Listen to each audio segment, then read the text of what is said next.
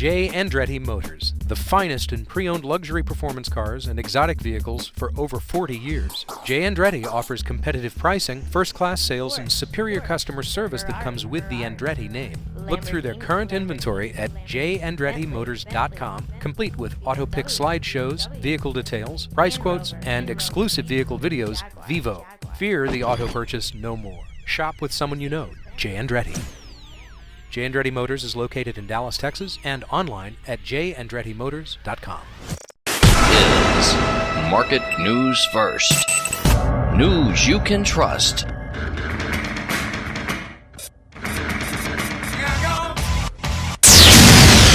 And now, a Market News First exclusive. OJ takes the stand. Here's Kate Delaney.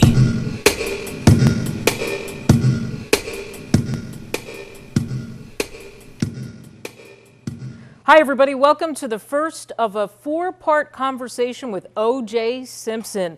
No holds barred. We'll talk about everything. And guess what? You, yes, you get to talk to O.J. at the tail end of this show. I can hardly wait. We've been talking about this for a while now. Finally, the day is here. O.J., thanks for coming on the show. We certainly appreciate you coming here on Market News First. And, of course, the obvious question, and people have been asking me this all around the country the last couple of days, why Market News First? Why MN1.com? Well, it's almost like that perfect storm. You get a lot of things that come together at the same time. A lot had to do with my son because he's in college now and he's really into the internet. And he's talked to me about blogging and stream, and I should get into it so I can answer a lot of questions. He see me get mad sometimes when people are saying things about me on TV that are not true, and he says, Dad, you should get a blog and do it. Also, I had a close friends who've just moved to Texas. Gives me an opportunity to come and see them. And secondly, sometimes you want to have a voice. I'm tired of people talking for me or saying things that I said or purported that I've said things. And when I spoke to you guys, I got the impression that finally I can go on TV and not be cross-examined so much as talk about a lot of things that have happened over the years and give me the opportunity to explain some things and give people an idea of what's really been going on. What was the last interview you did? Do you remember? I think it was Katie Couric. I think I did a special for 2020 or something for Katie Couric, and that was a few years ago. Yeah. Other than local little radio interviews. There was big news yesterday, this from Miami. Yeah. If I did it, the judgment came down on the book, and the fact that the Goldmans now have 90% of it, the other 10% goes to the creditors. That was what the official ruling. A lot of creditors. I got a lot of creditors. They only get 10%. Oh my God. And I think we actually have a clip, if you guys could roll it, of Fred Goldman. No.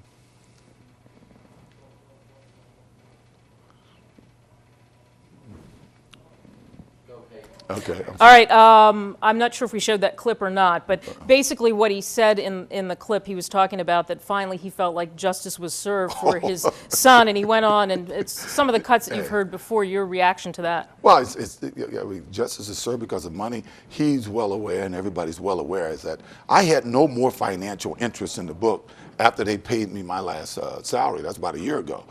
My daughter, who actually worked on putting the deal together, and incorporated herself with her brothers and everyone. And hey, please close that door, guys. I'm sorry. And they owned the back end. She took a gamble by taking the back end of the deal. The other guys involved took a percentage of the front end of the deal, and they took it from them, basically. But to be honest with you, they had already said they supported the boycott and hoped that when the book wasn't coming out. They were happy that the book wasn't coming out. They supported their grandparents and their aunts, Denise and these guys out in California, who all supported the Goldmans. I just find it sort of, hypocritical, I should say, that they talked everybody in America to boycott the book. It was immoral. It was blood money. But we see now it wasn't blood money if they got the money. Yeah. You understand? And particularly the comments about how harmful it would be to the families. And I guess they don't care how harmful it would be to the Browns. But I don't know. I'm sure Rupert Murdoch right now is kicking himself. It's interesting going in that path. It did get a lot of headlines. What happened? How did you agree to do a book with the title "If I Did It"? Was it Judith Reagan talking to you? How'd that all come about? Well, I never really talked to Judith Reagan. People have been coming for me for years to do a book, right? And what happened was they came to me about this being a fictional book, where every character be fictional, a la Barbara Boxer, a la Nicole Richie. And I said, well, I thought about it, and I said, well, it was a particular time I had some financial situations, some taxes to pay, some bills to pay. And they kept coming to me, and finally my daughter said, how much would it take for you to do it? I said, well, is it fictional? Are they going to make it clear it's fictional? And she says, yes. So I then agreed to do it. And we came to a number. I took that number, and I never thought the book would come out because I didn't think we would ever agree to how it would be written. I remember the first day I sat down with the writer, and I said, how are we going to do this so-called night of the crime thing? Because I didn't do it. I don't know how to do it. I'm not going to let you write anything about anybody getting cut or anything. And they got into a big negotiation that day, and they said, well, we'll say right there at that particular chapter that, remember, this is either hypothetical or fiction. Right. So at that point I said, well, okay, but I still don't know how you're going to write it because I will not justify the evidence that they had that didn't work then. So he said, well, let's cross that bridge when we get there. And at that point, I never thought the book would be made. We did. Most of the book was about my relationship with Nicole over the last 2 years. Right. After that, we got to that chapter, and I said, hey, I can't participate in this. So he said, well, look, he asked me some basic questions about, you always said 2 people had to have done it. And I said, yeah. And he says, how would you get in your house if you didn't want anybody to see you? I said, well, I'd come across the tennis court. Obviously, that didn't go along with any of the other evidence. So he went away, he wrote a bunch of stuff.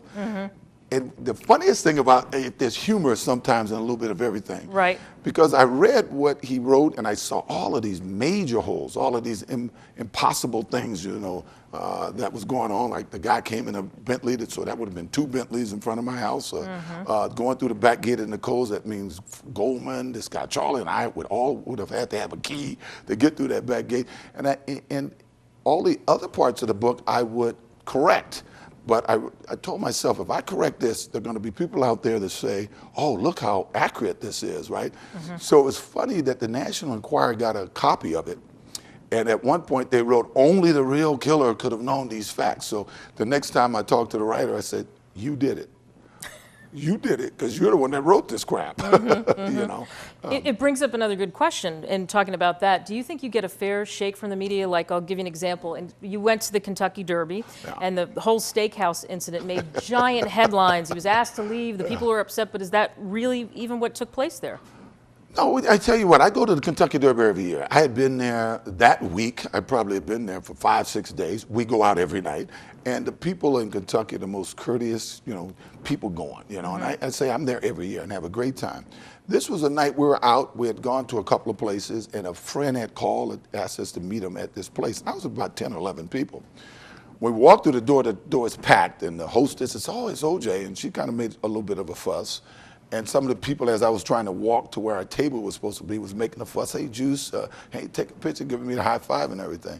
So I go in this room, and I'm talking to a few people and about 8 guys at another table, and this guy with a kind of a derby on and rings on every finger, he's looking at me, he's staring at me, right?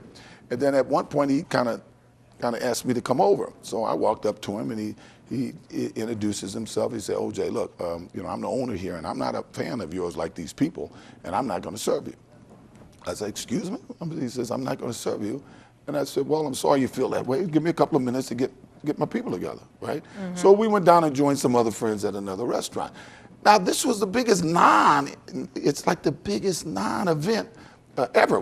One guy in Kentucky doesn't like me, so I was pretty much shocked when I saw the guy on all the different shows that he went on and how the media really turned it into a big deal. But with me, there's other things that we'll talk about as the week goes on. I'll show you how the media will take a nothing event and make it a big deal. You know, just recently, a girl that I dated years ago, 20-something years ago, Tawny Katane, I think her name was, and she was on some real show here lately. Right. Got in some trouble with drugs or something. Now, this girl, since I dated her, has married David Coverdale, a White Snake, has married Chuck Finley, the pitcher. They've had some celebrated fights and stuff. And when I knew it, she wasn't into cocaine or anything, but she gets a little bit arrested about cocaine. So I'm reading the story, and it's O.J. Simpson's ex-girlfriend a tiny container. I'm saying, wait a minute, this girl is married to 2 famous people, since since I've dated her, and their names aren't mentioned anywhere. Exactly. Do you think that's because it's interesting? You said to me when we were off the air that people actually, a lot of people come up, they want pictures, they ask for my autograph, and I wonder, after 12 years, what's it like to walk around kind of as like the guy with the scarlet letter? But is it really true that people are pretty positive in some sense? I think anyone who's traveled with me, have been around me, the people from MN1 who's been around me, around even Dallas, everywhere I go, people are terrific. I have one problem, and that's sometimes with the media, how they will couch things, and kind of skew it to the negative. I've said that our media in this country is, I see it with Michael Vick. Last week I saw 90% of the people last Wednesday or Thursday said he was guilty. Now that was before any real charges were filed. I guess that happened Friday. Right. And I say to myself, we're in a country now that is like the old Judge Roy Bean. I'm gonna give you a fair trial and I'm gonna hang you. Where the media say I'm gonna hang you, then I'm gonna give you a fair trial. I don't see how this guy could in any way get a fair trial right now. Do you think that started with your trial? Because they said 91%, I think it was the statistic I said, 91% of America was watching this whole thing unfold way back in 1995. Yeah, well, it's an interesting thing. I'll tell anybody, if they watched me even when I got the Sunset in the Bronco, when my trial was over, and I was driving home, if you took a camera and scrolled the streets, I had people cheering. The media liked that they found 1 or 2 negative things and kind of zoomed in on those. But if you look at the whole line, you saw people cheering. Unfortunately for Michael Vick, nobody's cheering. I just saw yesterday, finally, the NAACP or somebody is saying, let the man have due process. I have 3 dogs. And I can't imagine, my dogs get hurt. I ride my bike. One day, a couple of dogs jumped on my shepherd, I have a miniature shepherd, and it was like somebody jumped on my kid. Right. So I can't imagine that mentality and I know dog fights are everywhere from Torrance, California to the Redlands and South Miami. I don't understand that mentality, but I also understand there's a lot of it going on. Yeah. And I saw a show on Discovery, this taboo, and you see what's indigenous to some cultures that we find real repulsive. I can't imagine that Michael Vick, I can imagine that he may have grew up in the culture and may have attended it, but I can't imagine with all the money he made that he would be on the front line of promoting it. I just don't get it. I'm gonna tell you this though. Here's why I go along with the Reverend Al Sharpton. And I want us, the people that are here at MN1, to do this, and we'll have an answer tomorrow, the day after tomorrow. I want them at random to go around this country and find 10 prosecutions of people involved in dog fightings, and let's see the penalty they got. Let's see what penalty they got, because essentially what the black community is saying now is that you over punish blacks. We know over the years that black people tend to get longer sentences for the same crime as whites do. But in this case, I'm real curious to see what is the normal penalty for people that have been involved in dog fights, and then let's compare it to what they do with Michael Vick. Do you think that, that's a great follow-up here, is racism, is it 2007, from your perspective and comparing the Vick thing, do you think that's what we're seeing? Because they're saying racial tensions in Atlanta. Yeah, well, everybody knows. My trial, unfortunately, I like to feel my whole life I was the most unracist. I'm from San Francisco, which was a melting pot. I grew up going to school with every type of people, and I don't think anybody would ever call me a racist. Right? So it hurt me that in my trial it became such a racial thing. But I think when it comes to the law of the land, that blacks are a little more realistic than whites. I have friends who couldn't believe some things that happened. I remember sitting with Don Omar when my trial was over. I actually lived with him, even though the media was reporting that I was at Rockingham, and they would be giving some of the craziest reports you've ever seen. Oh, he came out today and he petted the dog, but he looked disheveled. He looks like he lost weight. Well, I hadn't been at Rockingham for 2 months, right? But Don would see these things, and he was flabbergasted. I have friends now, and the reason I believe that my friends are so supportive is because they've been with me, and they see things that happen, and they see how it get reported, and it angers them, and they want to call somebody and say, it didn't happen that way. One quick example is last couple of years ago, I'm at a hotel in Miami spending a weekend, and my lawyer, Yale Galanter, and his wife was with us. Beautiful weekend, you know. Right. Had a great time. I had to take a lot of pictures, as always. People bought me drinks. The management of the hotel even upgraded my room after one day, put me on that floor, that private floor and everything, because he said, you're so nice to everybody. Well, that following week, the National Enquirer wrote a story about how they didn't want me there and people would leave the room. He was so incensed that he contacted them and said, hey, well, I was there. You know, it wasn't like that. And I said, Yale, trust me, you're going to learn. There's nothing you can do about it. Just let it go. Just let it go, yeah. And you said, too, when I asked you the question about if I did it, and you said, look, I wasn't giving details because I didn't do it. Does that, how do you shake that anger off? I mean, you must feel anger that, how do you get over that hump? When my trial was over, I had a lot of anger. And my mother one day saw me react to it, some kid who came to my table for an autograph while I was eating, and I kind of reacted to the kid while I'm eating on something. And my mother just reamed me, right? And then and told me that, you know, you got to raise these kids, and these kids, your kids are going to reflect you. If they see you react this way, you can't have them react this way. Every Sunday, I try to watch this Texan named Joel Osteen. I'm like, this guy is a television evangelist, and I watch him religiously. Right. And his general theme is always, you know, don't react to the negative. Don't let the bitterness get in you. Whistle. Find a happy tune. And every Sunday morning, I'm calling my daughter, who sometimes can be overwhelmed by things in life. And I'll call her, she's at college, going to summer school, and I'll say, sweetheart, if you get a chance, you know, I don't know what time he's on up there, listen to Joel's message today. And it's always a message of, you know, don't react to the haters, because that puts bitterness and hate in you. So once that got through to me, starting with my mom, I was able to go back to be the guy that I've always been. It's interesting that I can do the same things that they used to praise me for doing. Now they say I'm an attention getter. You know, if I'm in the lobby of a hotel and I'm talking to everybody and signing autographs, it used to be because he's a great guy, he's down to earth, he gets along with everybody. Now it's I crave attention. I'm an egomaniac. It's amazing. The NFL is a tight fraternity, and you know this obviously. And we mentioned that, of course, your career at the top of things, a Heisman winner, Hall of Famer. Do you get a lot of support from guys you played with? Are you still friendly with a lot of football players? You know, I stay close with a certain segment of the guys, and there's always love with all the guys. You know, I was happen to go to Buffalo quite often in the last couple of years. Right. A friend of mine who's now living in Texas, he's from Buffalo, and he has a suite at the stadium.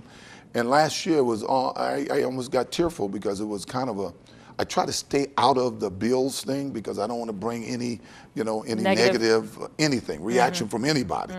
But all of the guys that were there, guys that I only played with 1 year, like my rookie year, who was retired, made it a point to come up. You know, Billy Shaw and these guys who are in the Hall of Fame. They made it a point to come up to them when they heard I was there, to come up to the box, to give me a hug, to say, hey. Joe Ferguson brought up his daughter and his son-in-law, you know, and he just, God bless him, just kind of defeated cancer, you know. So it was really nice. The guys like Reggie McKenzie and AC, that we always stay in touch, you know. And, so that's a great thing people probably don't know. So you feel like you get support from the NFL, from guys in the NFL? Yeah, from my players. Oh yeah. I mean, here even in town, I don't want to put the heat on a lot of guys. The guys always go out of their way. You know, Eric Dickerson and I always make sure we get together. You know, if he's in Miami or if I'm in California. Just played golf together the other day. Of course, LT and I, he beats me, you know, regularly on the golf course. The guys are terrific. You know, the public is terrific. It's the media that, and as I said, as the week goes on, we'll get into some pretty specific things. Yeah, we don't want to tell everything. I'll show you just how egregious they can be. Yeah. People will want to know what's a day in the life of OJ. What's a typical Juice day? Well, it's changed somewhat because both my kids are away at college. So it gives me more time. So now I am looking to do more projects. But I'm up on the golf course probably I'm at the golf course probably by 6:30 every day, virtually every day. And I'm fortunate in that, like when I was in LA, most of my friends are successful people who own their own business, so they can play in the morning and get to work when they want to get to work.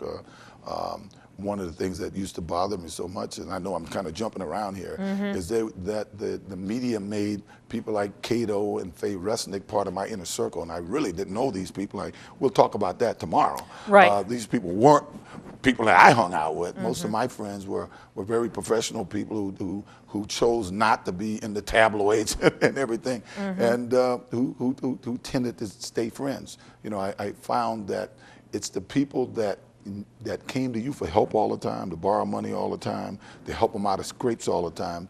Those are the people who abandon you, you know, in your time of need. And I think Michael Vick is seeing that a little bit right now with this guy who's allegedly turning state's evidence. And you talked about Don Olemeyer, of course, Yeah. who is a legend in broadcasting, and how he stuck by you and he wasn't worried about it. Did a lot of people stick by you Oh, and yeah. then kind of go along with you? Names that that we All would my know. close friends did. All the guys who were really my friends did. It's that superficial person who I'll see from time to time. Here it is 10, 12 years later. If an issue comes up, the haters on those cable channels, those hosts, they'll bring in some guy that he'll have a picture of being with me at a party at my house. Now understand, I would have 400 or 500 people at my parties, Right, right? right. I take pictures with everybody. I probably took 50 pictures a day, right? And because he's showing that picture, and because he was at some party at my house, this guy is part of OJ's inner circle. And if there's an issue going on, if it's with my kids or something, then what do you think is going on? And this person who hasn't seen me or my kids in 12 years, they have on the show commenting about what they think is going on with me and my kids. I mean, it's You said the public reaction is pretty positive. So you think pretty much what happens is something happens and the seed germinates and then it becomes tabloid fodder, and you don't try to fight it, you don't try to have your lawyers do anything about it? Yeah. Or Well, this Goldman thing, if I didn't see it scrolled right before I came here today, I didn't, you know, it doesn't matter to me. It has nothing to do with me. As I said, I find it, you know, somewhat hypocritical of them, and it bothers me that it's hurting the Browns. Now it bothers me that it hurts the Browns, but I knew what I was doing going in, and I didn't purport to be anything other than, hey, this is blood money. I realize it. I'm doing it only for the money, but it also gave me the opportunity to straighten out a lot of misconceptions about my relationship with Nicole. The actual negative thing is only about a half a chapter, and I made sure they put right there the moment they started that this is hypothetical, purely hypothetical, and this is what they wanted. And in my little interview with Judith Reagan, which was a shock, trust me, I didn't know they were trying to do a special. You didn't and all agree that. to do that? Well, I told them I'd do an interview because they wanted me to disappear. They were going to fly me and my family anywhere in the world so that the book can get out there and they could spin it the way they want to spin it. As they told me that if I did a chapter, this half chapter that I tried to talk them out of not using was the hook that was going to get the public. This was the hook that was going to make this, instead of a million seller, a 3 million seller, right? Right. And they may have been right, I don't know. So that was the first time I met her, and I didn't realize all these heads of Fox was there. And I didn't realize that they were going to try to do a special during Sweeps Week. And I said, this is a mistake. You better get the book out before anybody knows it. And I even said in that interview, I hope they never release the book because you guys should take that chapter out. And you saw what happened to Judith Reagan after that. Yeah. What do you think of? Do you think that was fair on their part, or like I there don't know was the inner other workings? things. It sounded like there were other things. As I said, I'm sure Judith Reagan, I'm sure Reagan Books, I'm sure HarperCollins, and I'm sure Rupert Murdoch right now, after watching what the Goldmans has done in recent weeks, I'm sure they would have rethought everything that happened, because they did so much to support their stand that this book is hurtful to all the families and everyone. And I see where Denise Brown is out still trying to stop the book from going out, but it is what it is. I try to stay out of that. I try to. It has nothing to do with me at this point, so I just stay out. Would you want to write an autobiography? I mean, like the things that we're talking about here, going through misconceptions, or from your point of view, things that happen. Would you want to do like an e-book or do anything in that direction? Yeah, that might happen eventually. Yeah, I mean, I'm dealing with all kind of court issues all the time. Right. But maybe. maybe that could happen eventually. I can write a book about what's happening this week. I'm going to tell 100 stories this week. You mentioned your kids. Obviously, you have a close relationship, and Yeah. they're in college and all that sort of stuff. And they don't get harassed by the media, or not they really. don't? I mean, my daughter once had like most teenage daughters, she had a little beef with her brother. I'm not going to get into it. And kind of had a meltdown. Right. And she ended up calling 911. Right. Cops came, saw what it was about, and kind of admonished her and said, "Hey, your dad is your dad. You got to listen to him." Right. They left. And it bothers me because what's that girl named Disgrace, Nancy Disgrace? She constantly brings it up, and it don't hurt me, right. but it does. My daughter's in college. It does bother my daughter. And I always say, if you're going to define me for what I've done over the last 12 years, define me by my kids. My kids are terrific kids. They were both honor students in college. And don't let anybody tell you, I don't care what anybody implies. I've raised those kids by myself. I've spent my money. Nobody's given me any money to raise those kids. Mm-hmm. Right now, they've taken up a lot of the responsibility for their college education. But all the years before then, I paid them. I put them in the best schools on my pension money that has to, be there for my life, for the rest of my life. I put them in the best schools. They both end up honor students. They went to virtually the schools of their choice. They're well liked by everybody, got a lot of friends. And to me, if you're going to judge me, that's what you got to judge me by. And people would be curious about that question, too, about making a living. It's on the pension. You get a pension from the NFL. I couldn't pay for one of my kids' high school tuition or my NFL pension. My pensions are basically my personal pensions from O.J. Simpson Enterprises and Orenthal Productions, of course, SAG, mm-hmm. That's where the bulk of my pensions come from. But as anybody knows, when 911 hit, the market went through the floor. Right. So people had to adjust their pensions.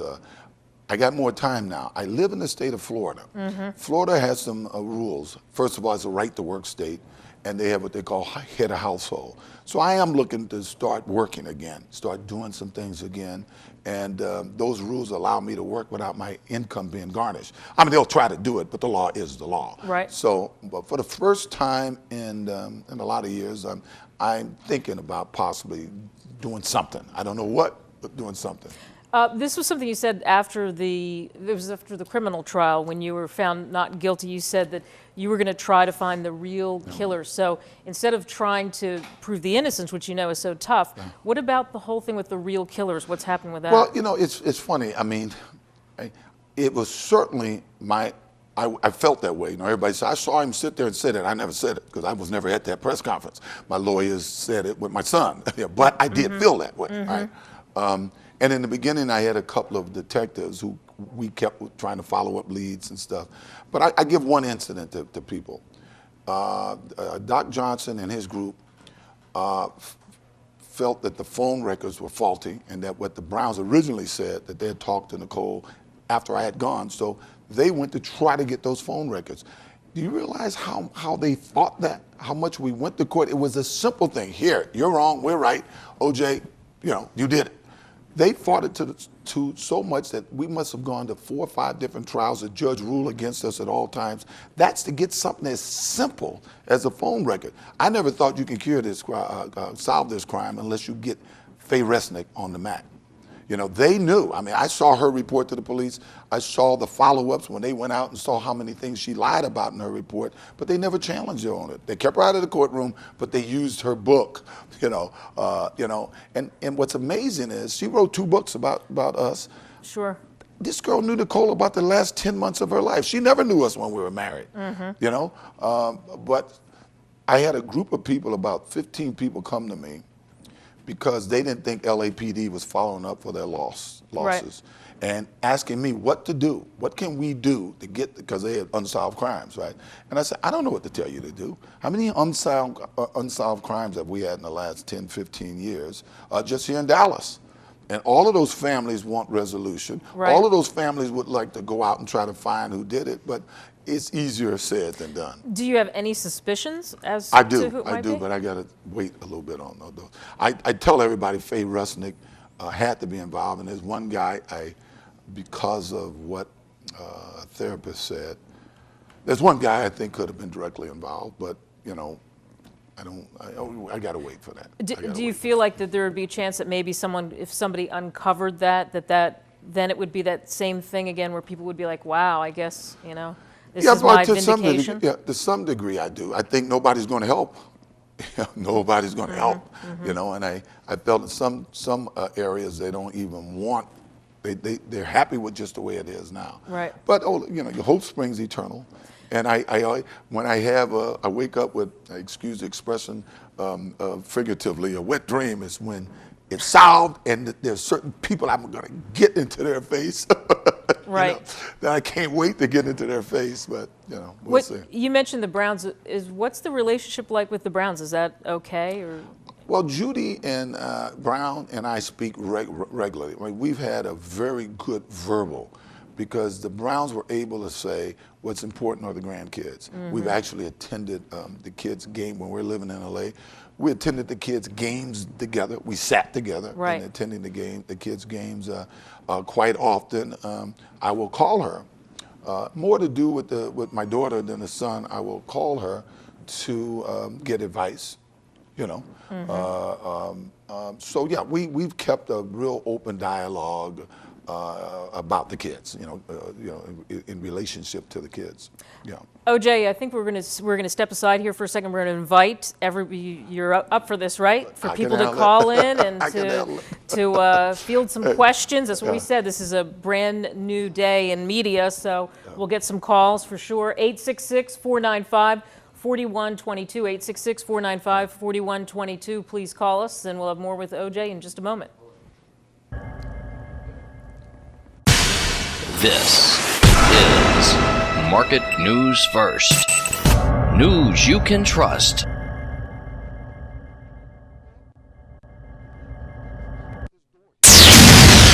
And now, a Market News First exclusive. OJ takes the stand. Here's Kate Delaney.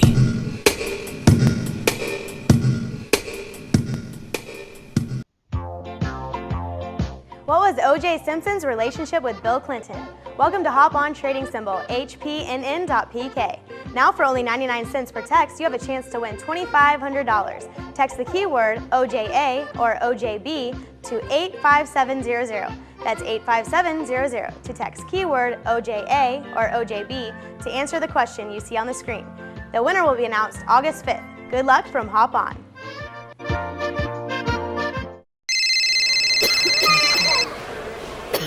Are you tired of all the hassles of commercial flight? A new lease on flight provides you with the freedom to set your own travel schedule. Get your own plane. Get your own pilot. Get a new lease on flight. Visit anewleaseonflight.com to find out more. That's getanewleaseonflight.com.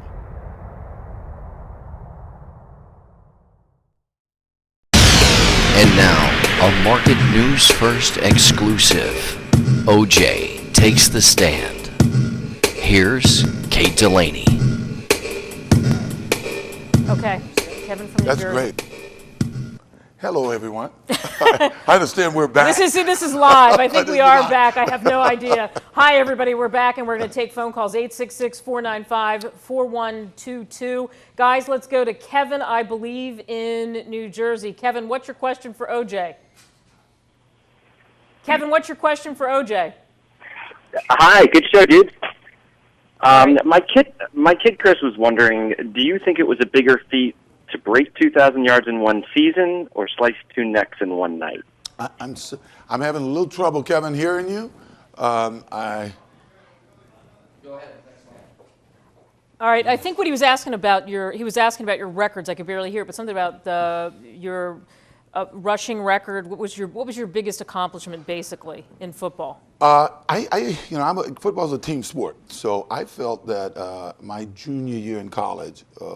We beat UCLA, our crosstown rivals, and we won the national championship. And I had a big run in the fourth quarter to lead to that.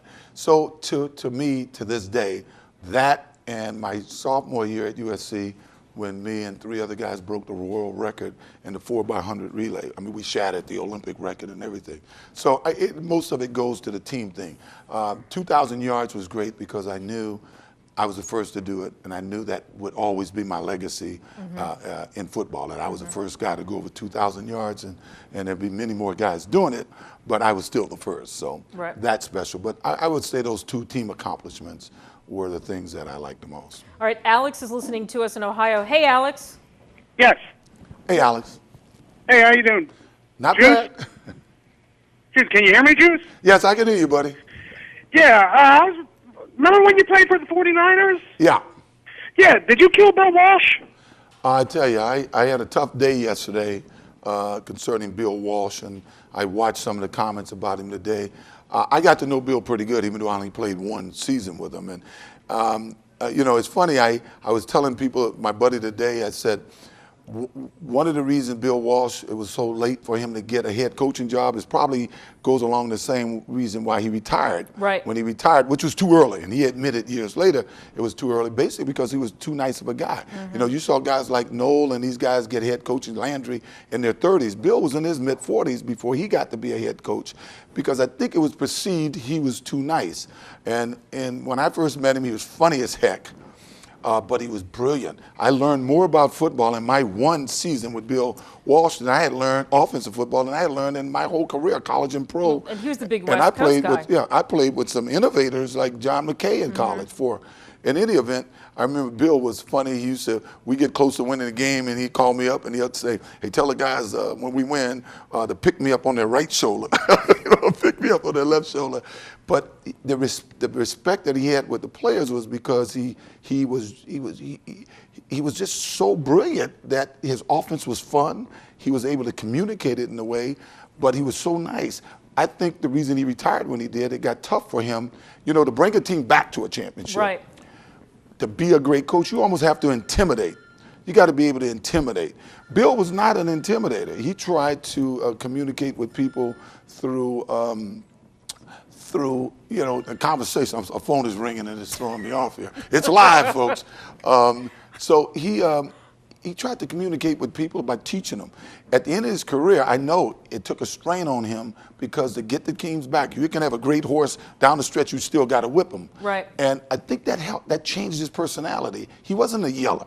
You know, he didn't have that natural intimidation that a Mike Ditka or Vince Lombardi could have had, or that standoffishness that a Chuck Noll or Landry might have had, you know, unapproachableness by the players. And I think he left the game when he did because his personality wasn't such that he had to be aggressive and intimidating to the team. You notice when his career was over and he announced his retirement, that the players then said, "Oh, don't retire, coach." Yeah, there wasn't a big deal. You know, it was like a nice marriage that split, that we said, "We like you, but we're glad we're splitting." You know, where would you rank him all time? If you think you just mentioned some great coaches, where would you rank him? I mean, you played for him, so that's different. I would say, as far as being an innovator and affecting the game, it would be hard pressed to find anybody that was better than him. I mean, Lombardi comes to mind, but if you look at the game of football over the last 30 years, who's had more of an effect on offensive football than Bill Walsh? Who's had more of an effect on football, period, than Bill Walsh? Right. All around the league, his disciples are coaching everywhere, and everybody's running their version of the West Coast offense. We've got another caller, OJ. Jim is listening to us in Philly. Hello, Jim. Jim. Okay, we lost Jim. All right, we lost Jim. Okay, who do we got next, guys? This is live. This is live, as we said. This is what happens with live. That's what you do. 866-495-4122. 866-495-4122. This is Kate Delaney. If you just found us on this space, we're doing an exclusive four-part conversation with O.J. Simpson. It's your chance to ask O.J. whatever you want to ask him. Dennis is listening to us in my home of Philadelphia. Hey, Dennis. I think Dennis is gone.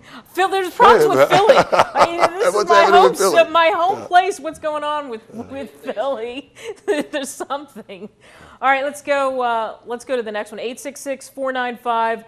866-495-4122. Hey, who are you, buddy? This is Steve. Steve. Allentown. How you doing? Not too bad, Steve.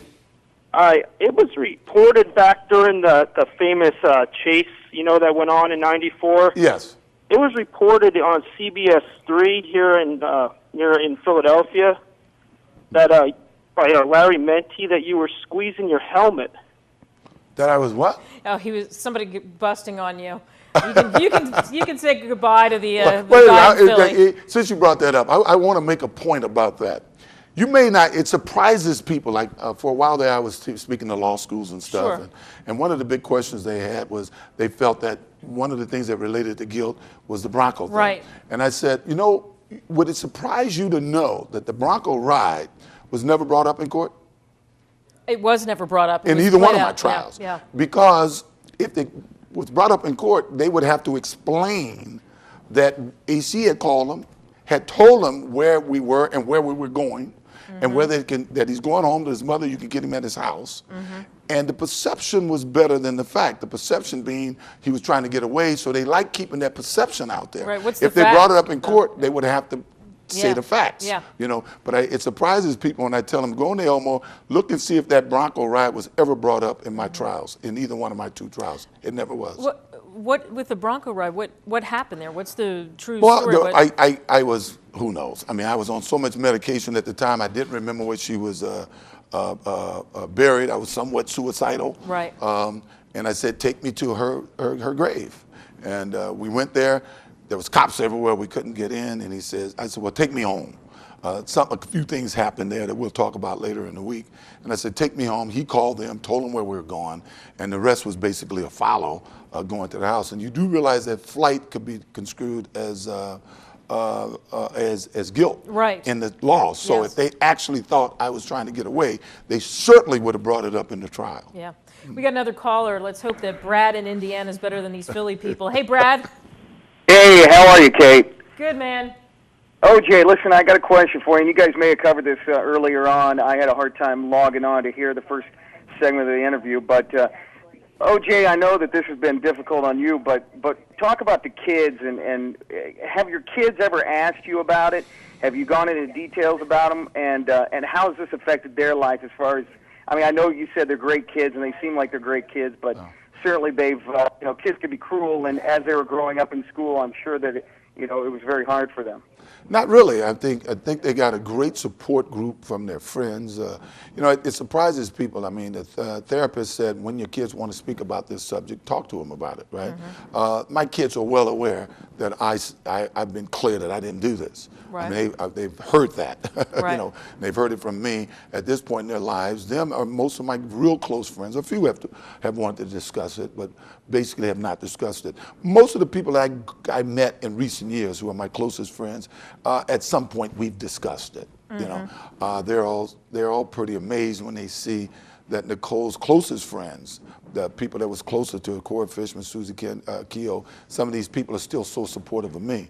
They were under the impression that all of her friends thought I was guilty, right? Then they find out it was just this party group of people that she was hanging around with after I divorced, the Catos and the Faye Rusnicks that were the ones that were out dogging me. All her real close friends who weren't out partying all the time, they've all stayed pretty true. You said you talked about this with your friends and whatnot. Do you get that question all the time from people in the streets? They say, "Did you do it?" Not really. I don't even know the last time I've heard it from anyone. Yeah. I think in general people are, you move on. I don't think most people care. You could take a poll. And you can take a poll, and I would have said that the day that the runaway bride ran away, if you took a poll, I would have said, well, I think maybe the boyfriend did it. Not to the point that, if I ran into him on the street, I'd be offended. Right. And of course, the haters were on cable TV saying when he wouldn't take a lie detector test and stuff, they said he did it, right? Right. And it turns out she just took off, Unfortunately, the media in this day and age is so quick to convict. And as I said, I don't think Michael Vick has a chance of having a fair trial. I mean, he has been so convicted in the media already. Where are you going to find an unbiased jury? I don't care if you have 12 people who don't have dogs. Yeah. Their neighbors, their kids. There's no way this guy can get a fair trial right now. You bring up the lie detector test. Boy, when you talk to everybody, that's what they say. Ask OJ, will he do a lie detector test? Yeah. I mean, Well, I advise so many people. I remember once they asked me my advice for Blake and them. I said, don't do a lie detector test, because if you pass like the nanny in Boston did, she passed 2 of them, and they still prosecuted her, right? I volunteered. I volunteered the first week, even before I was arrested. In writing, we told Martha Clark them, I'll do a lie detector test only if the results will be presented in any future litigation against me. They said no, because they don't want it to help you. If you're inconclusive or sort of fail it, then you're guilty. If you pass it, they say, oh, he learned how to pass it. I've had a couple of offers down the line, and if the money's right, yeah. At this point, because there's no real upside from right. it. So if somebody gave you enough money, you'd say, yeah, let's bring it on. Well, we had a deal once to do one, but the people at the last minute kind of reneged. Yeah. We have another caller. We have Drew from New York. Drew, go ahead. Hello. Hey, OJ, how you doing? Not too bad. How are you? Good, man. Hi, Kate. How are you tonight? Good, man. Good. This is Drew from New York, and I was wanting to know, how have you dealt with the passing of Johnny Cochran? That was tough. You know, I knew Johnny was passing. He kept in touch. I remember the last real in-depth conversation we had was when when I did the Katie Couric interview. He called me to commend me on the job I had done with her. I knew Johnny, you understand, I knew Johnny long before my trial. His wife and my wife was involved in a lot of church activities. Johnny and I would often find ourselves on opposing teams because back then any city job, any city contract, a certain amount had to go to a minority. So I would represent one group of people, be that minority figurehead, and he would represent the other, and we would find ourselves often in some business office, he with his group bidding and me with my group bidding. During my trial, when Superior first took the case, we knew he was not a trial lawyer. And so we were trying to make our decision between Jerry Spence, Racehorse Haynes, and I kept saying Johnny Cochran, because what you want in front of that jury, because most lawyers do not want their clients to testify. Right. So you want somebody that's going to reflect you in front of that jury. And I knew that Johnny was real respected in the community in L.A. He wasn't really known outside of L.A. And he was best known for two cases he lost, the Ron Settles case and the Geronimo Pratt case, which 25 years later, they finally let Geronimo Pratt out of jail, and he's been declared factually innocent after 25 years. And I remember during my trial, Johnny kept telling me, "You're not going to be another Geronimo Pratt on my list, on my watch." And we're going to talk more about Johnny Cochran and your dream team and all this stuff later in the week. I think Thursday. I told him I wanted to do a name thing, and I'm going to tell you exactly what I think about everything from Cato Kalin and what I know about Fred Goldman and the whole shebang. Right, all the way down. Yeah. We've got some IMs, OJ. The first IM. What does OJ think about websites like ikilledoj.com? I don't see any of the websites. I mean, I'm computer illiterate, so I never go to any of the websites. You know, I will repeat again. I listen to Mr. Osteen, Joel Osteen, and he preaches the religion of good, a positive. Be happy. Don't let the negative people infect you. And I don't pay any attention to the negative. We have another IM. How do you like living in southern Florida? I like Florida. Florida is, it seems as if you have a segment of people that everybody's got a history. Everybody's done left some country for some reason, and it's very friendly. And when I first got to Florida, a couple of interesting things happened. Hispanic people are a little different. They're a little more passionate. I was at one place and some guy said something real negative out loud, and I literally, all these people around me I didn't know, I literally had to pull these people off this guy. So they're very supportive in Miami. I go out more now than I ever did. When I first moved there, the tabloids would say I'm partying on South Beach and stuff. I think I went a year I had never gone to South Beach when I first came there. I go out a little more now. Right, and you don't, did they follow you around, or it just depends? Oh, no, they don't. I mean, if people are surprised to see I don't have, bodyguards and everything, I will have somebody with me if I go to the beach, if I know I'm going to drink, because I don't want to be a Paris Hilton or Lindsay Lohan. I don't want to have that happen. But that's about the only time I have anybody around me. All right, let's give out the phone number again, 866-495-4122. Brad is listening to us in Buffalo. Hello, Brad. Hey, how are you doing? Not bad, Brad. Hey, OJ, I had a question for you. With everything that Michael Vick has been going through and being indicted, I was just wondering if you wanted to meet me on the Jersey Shore to do live.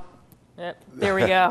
You know, you're going to get jokers, but that's the great thing. It's well, it's wide as I open. said, no, I don't mind. I mean, Yeah. you know, people can say what if it's negative or what, as long as they're serious about the question they're asking. It's easier to tell a joke, but it don't bother me.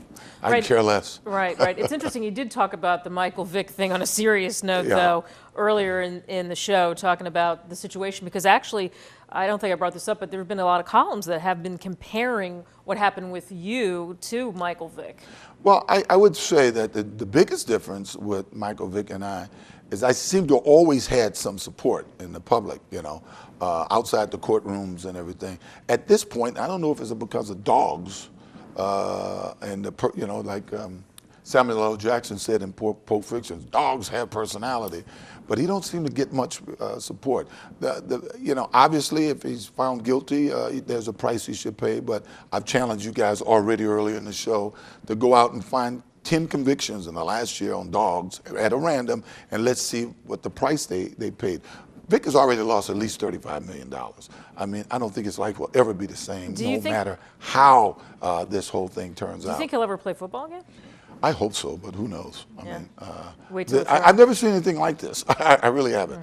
And you know, one of my lawyers, who I was hoping could come on the show with me at some point, F. Lee Bailey, won a very famous case, Sam Shepard case, years ago, which became The Fugitive. The Fugitive was based on, and he got Sam Shepard off because of the publicity was such that he couldn't get a fair trial. I'm a firm believer that Michael Vick at this point can't get a fair juror. All right, we're going to step aside, and then we'll be back with more. Hang with us, everybody. This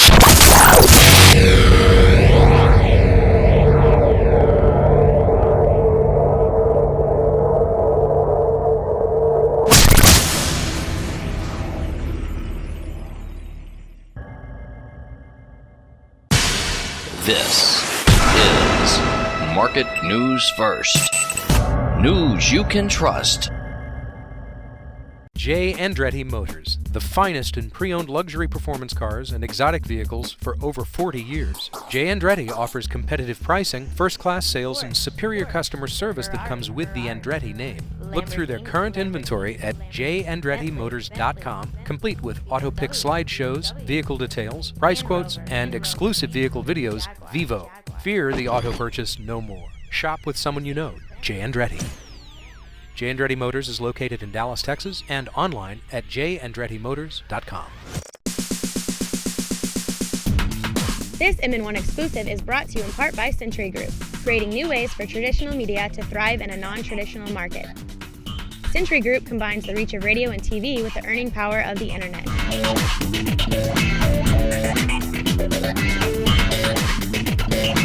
We can increase your station's revenues today with our free, easy-to-use applications.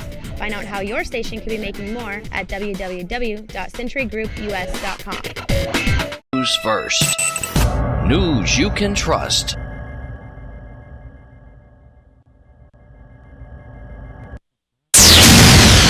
And now, a Market News First exclusive.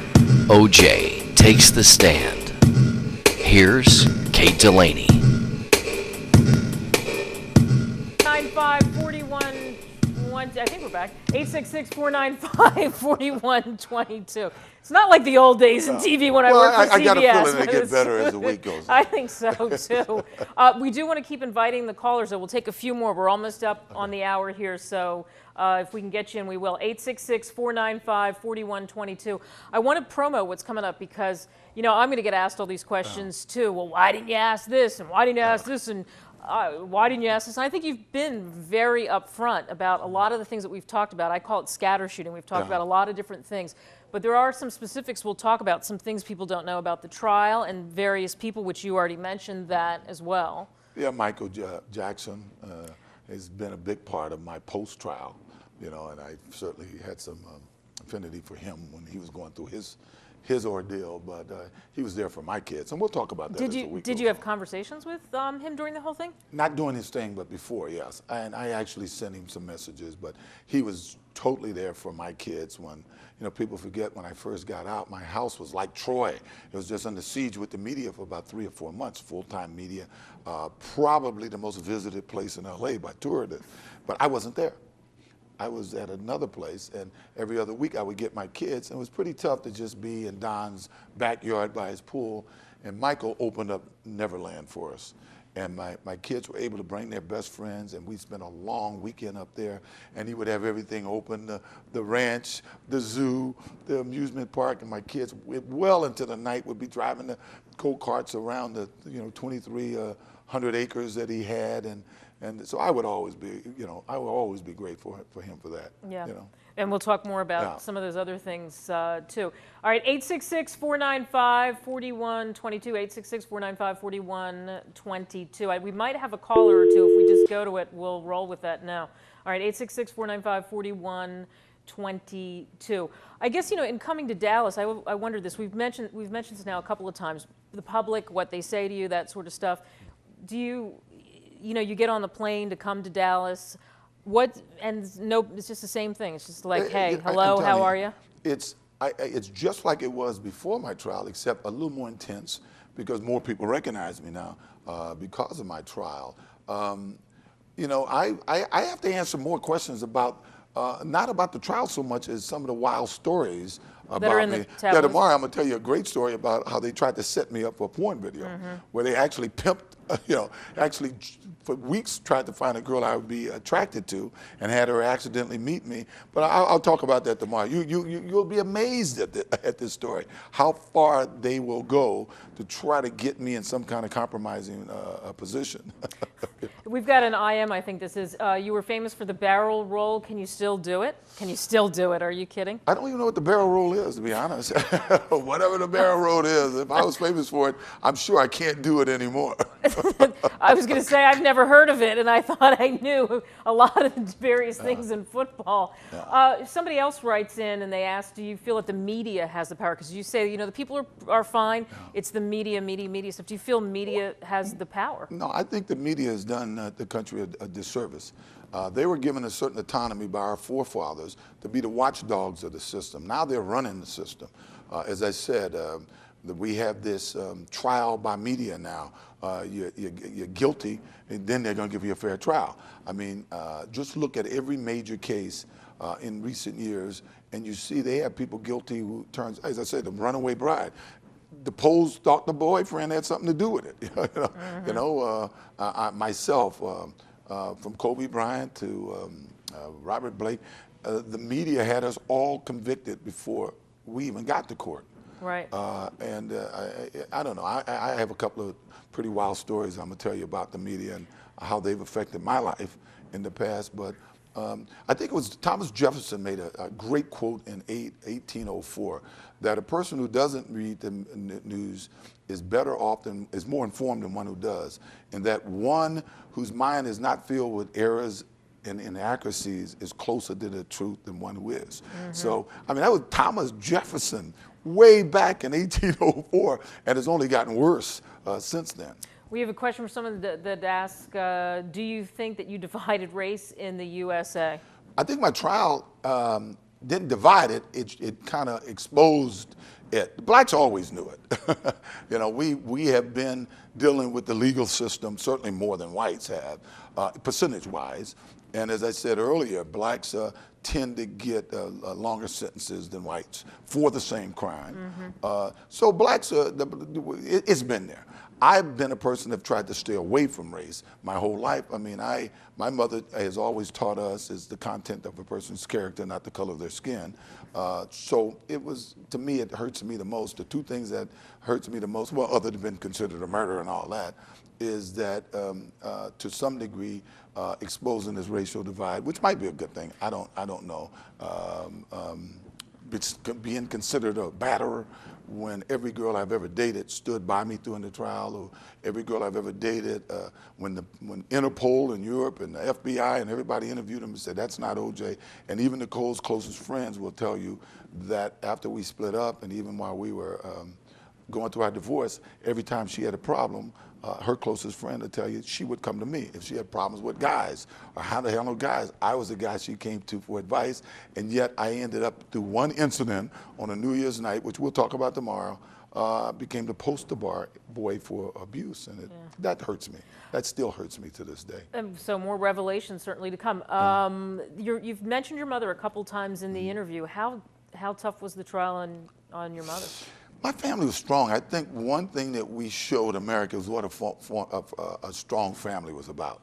I was proud of everybody in my family and how everybody kind of came together and hung together. And my mother was a matriarch of all of that. Her whole life and philosophy of life was rooted in the Bible. She grew up Baptist. We all grew up in church. And my mother often told me that she always pointed out the story of Job. You know, that anybody worth anything in the Bible had to go through some major crisis in their life where everybody was against them at some point. And she said that God was probably trying to get my attention. And he got my attention. And the whole ordeal did bring me back to, not that I ever left. I'm not a born again. I'm an always have been Christian. Well, we'll talk more about that. And as I said, lots of revelations tomorrow on the trial and whatnot. So remember, day 2 tomorrow right here at 5 o'clock Central, 6 o'clock Eastern on MN1.com.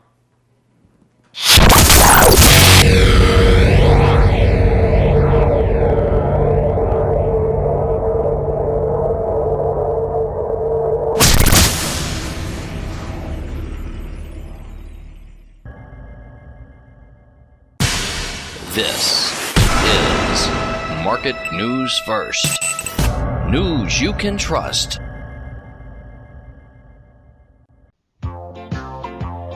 What was O.J. Simpson's relationship with Bill Clinton?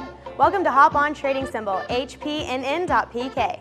Now for only 99 cents per text, you have a chance to win $2,500. Text the keyword OJA or OJB to 85700.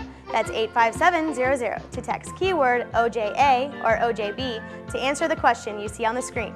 The winner will be announced August 5th. Good luck from Hop On.